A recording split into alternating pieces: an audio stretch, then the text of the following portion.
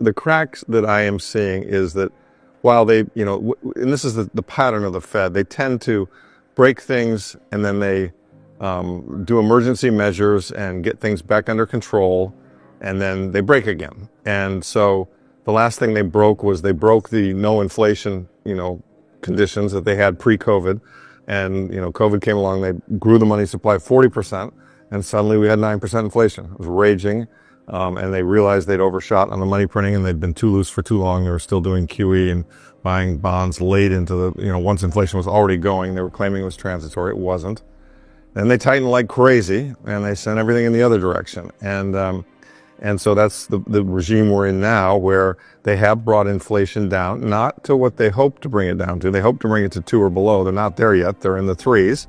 And there's some indications that it's maybe starting to turn back up, but whatever. And, what I see that the bigger problem that I think the Fed has is actually more at the United States federal government fiscal level. And this is what happened just in a nutshell. When COVID came along, federal government spending really went up. I gave a presentation at the show earlier, and that's available on my X feed, that shows a chart which shows that, pre-COVID, the government was spending about $4 trillion a year. COVID came along and that suddenly went up to 6.5.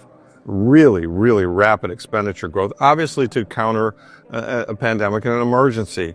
But the thing is, when the pandemic was over, you would have thought it might come back down, and it didn't. It stayed high. In fact, it's gone up.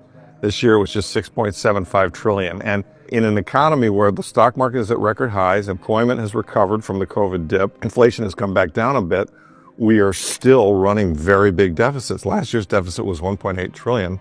And with the last 6 months annualized, the deficit's now 2.4 trillion. And so the problem there is that adds to the debt. And so the debt is growing very rapidly. We just crossed 36 trillion. And the problem with that is that with these higher interest rates that they put in place to beat inflation, suddenly the federal government interest expense has gone straight up. And so there's also in my presentation a chart, and most people have seen this chart, that shows U.S. federal government interest expense for the last 15 years. And it kind of trends nicely, slowly up, and then suddenly it just goes vertical. And so we are now spending about $1.2 trillion a year on interest. It's more than we spend on defense. It's almost as much as we spend on Social Security. The interest on the debt has really caused the fiscal problem. And so what that then leads to, the follow-on knock-on effect of that, is what I call a fiscal doom loop, or other people call it fiscal dominance. A lot of ways of looking at it, but it's pretty simple. Your interest cost is higher, so it's a bigger number. That bigger number goes into the budget. Your tax revenues haven't gone up that much, therefore your deficit is bigger. How do you take care of the deficit? You sell bonds in order to fund the deficit. Well, the bonds go into the market for interest rates. Same amount of demand for interest rates, more supply of bonds. Oh, how do you solve that? Interest rates go up. Oh, but interest rates go up means the government's interest cost goes up.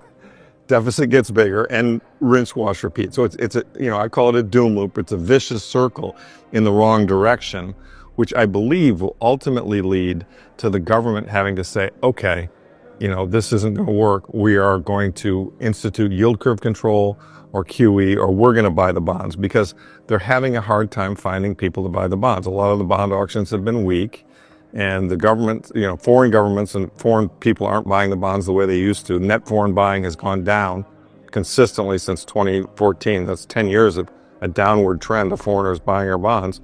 And, we're going to pretty soon find that we're kind of like a third world country. And what this is, put in personal terms, this is like somebody who has too much credit card debt, and they are having a hard time making the interest payments, the minimum payments, so they go get another card, and then they draw on that, and they use that to make the minimum payments on the other, and then when that gets bigger, they go get another card. And I mean, it's just, you're borrowing to pay off the interest on what you've already borrowed, and it just can't go on forever. I mean, I define that as Stein's law, which is if something can't go on forever, it's going to end. And it appears to me like this is getting to the point where it's kind of getting critical. And I think, you've even had some pretty large, high-profile, establishment people say, we've got a fiscal problem here. So then that begs the question of what are they going to do about it? And that's a whole other question. I wrestle with that. First of all, nobody knows, right? Nobody knows. But I will make a couple of observations. It appears to be getting more and more critical. The lines are getting steeper. on the debt and on the interest. I mean, and they're compounding. And so that, I would say it's getting worse. And so I feel like this problem or crisis is going to come to a head in the next couple of years. They're pretty good at can kicking. So I'm totally willing to accept the possibility that, we're now in 2024 and I'm, thinking of this in fourth turning terms. I mean, maybe it stretches out to 2030. Maybe it's another 5 or 6 years. I just don't see it going much beyond that. I mean, I think and it's really, Charlotte, it's actually really just kind of the math.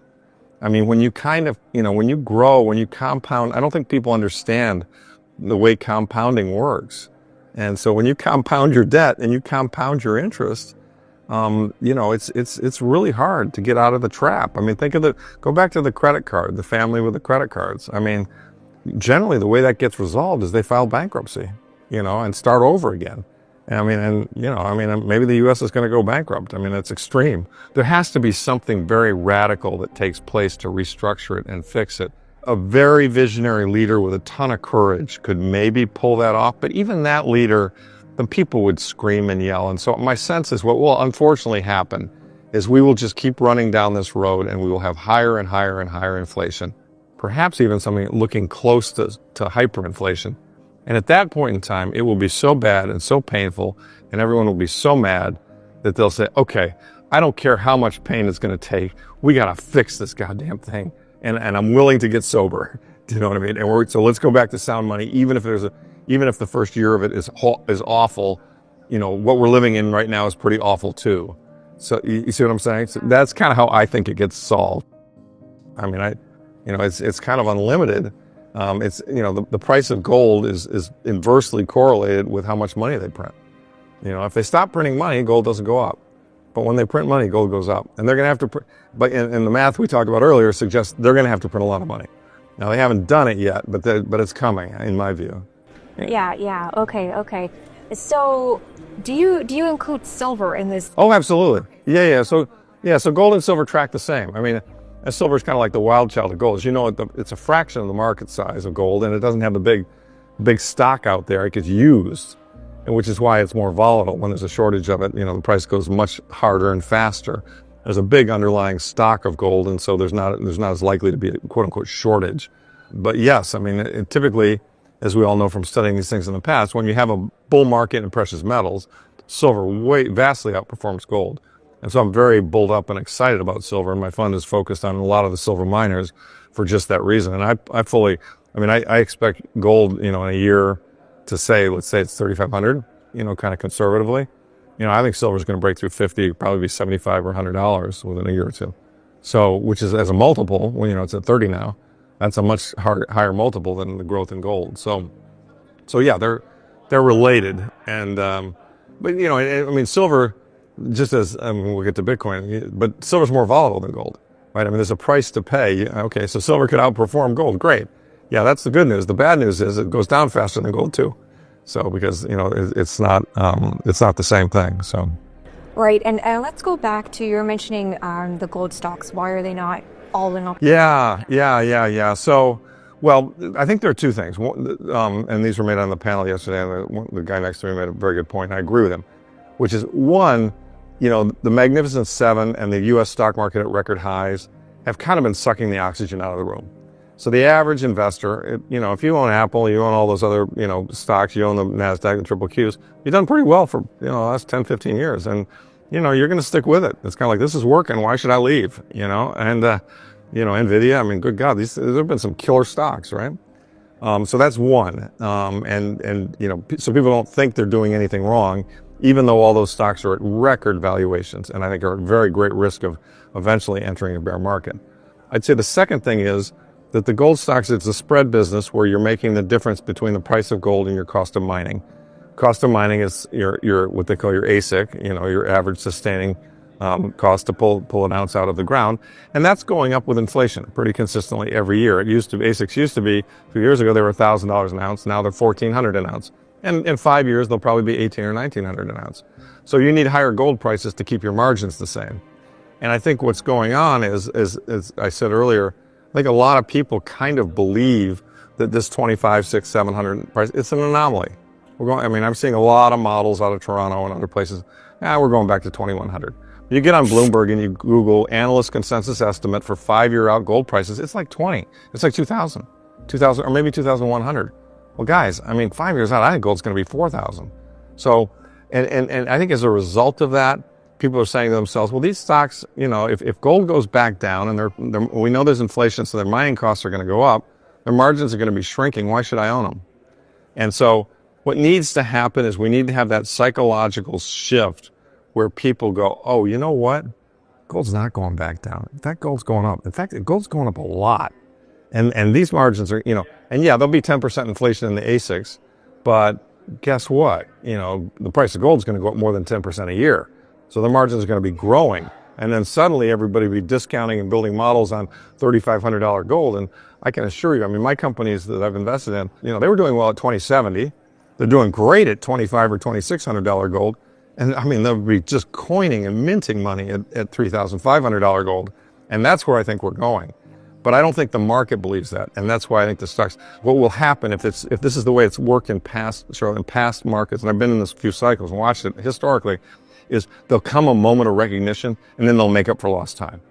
So I fully expect, you know, my fund this year is up about 40%. I mean, you know, if that moment of recognition occurs next year, and looking back historically, I mean, my fund could go up 100% in a year. I mean, because they're so undervalued right now. But I know that for people watching this and listening, it's really annoying and it's really painful, and you've got to be really patient. And I'm as angry as anybody about it that it's taking this long. But it's like, I'm not selling. I mean, I want to see the next card, you know, and I'm pretty sure, I mean, based on historical recognition of patterns and studying everything else, I'm pretty sure the next couple of years are going to be good for us. I'm pretty sure.